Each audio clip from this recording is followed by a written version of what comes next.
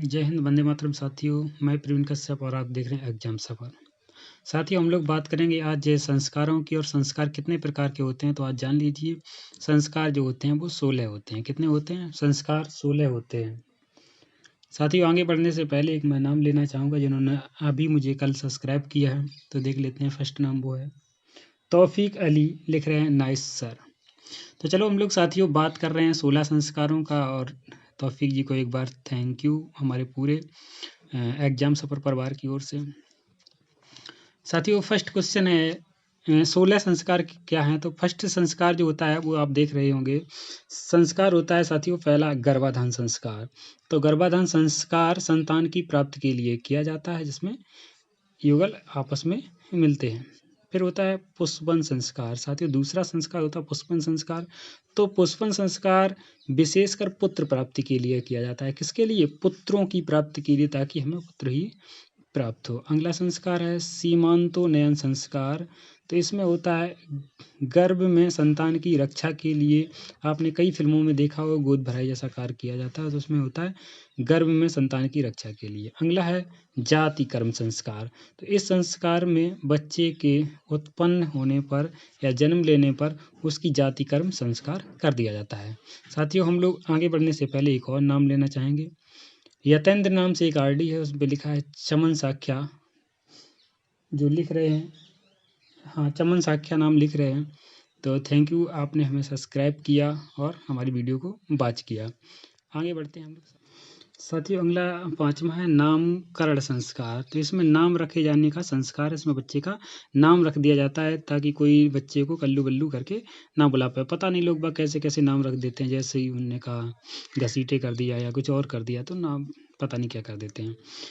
छठवां कौन सा? निष्क्रमण संस्कार। जब बच्चा घर, नाम तो रख दिया, अब बच्चा घर में जाएगा तो मोहल्ले वाले टेरम पुकारेंगे, तो उसके लिए पहली बार जब घर से बाहर निकलता है तो निष्क्रमण संस्कार किया जाता है, ताकि सही डायरेक्शन में बच्चा चले। तो पहली बार घर से निकलने पर यह किया जाने वाला संस्कार है। साथियों, अगला इम्पोर्टेंट संस्कार है अन्नप्राशन संस्कार। कौन सा संस्कार है? अन्नप्राशन संस्कार। तो इसमें नवजात शिशु को भोजन के रूप में अन्न देने का प्रारंभ।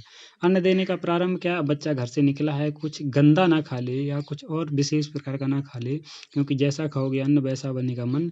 इसलिए बच्चे को, नवजात शिशु को भोजन के रूप में अन्न देने का प्रारंभ किया जाता है। इसमें बच्चे को अच्छा अन्न खिलाया जाता है, ताकि बच्चा अच्छा ही आगे चलकर खाए।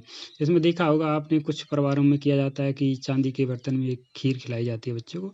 लगभग सभी में हमारे यहाँ होता है। आपके यहाँ जैसा भी होता है कमेंट कर सकते हैं।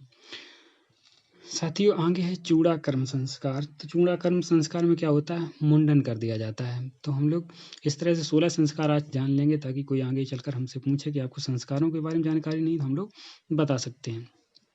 साथियों, 9वां आ रहा है कर्ण भेदन संस्कार। तो कान छेदना इसमें आता है।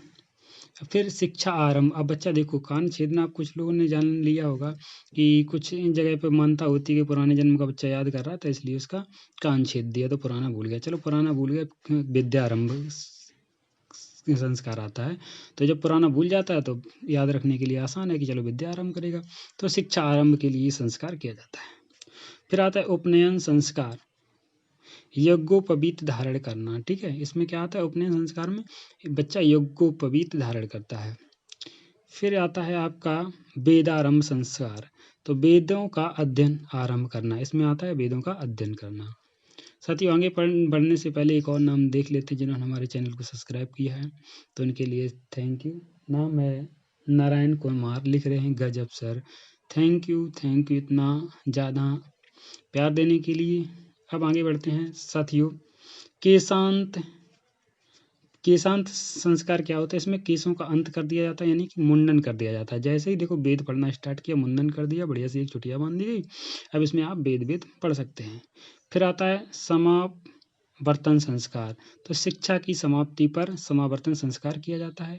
फिर लास्ट में आता है आपका विवाह संस्कार, जिसमें बच्चे का विवाह कर दिया जाता है, बच्चा विवाह योग्य हो जाता है शिक्षा आरंभ करने के बाद। फिर अंत में आता है अंत्योष्टि संस्कार। तो इसमें दाह संस्कार आता है। तो इस तरह से आप 16 संस्कारों को जान चुके होंगे।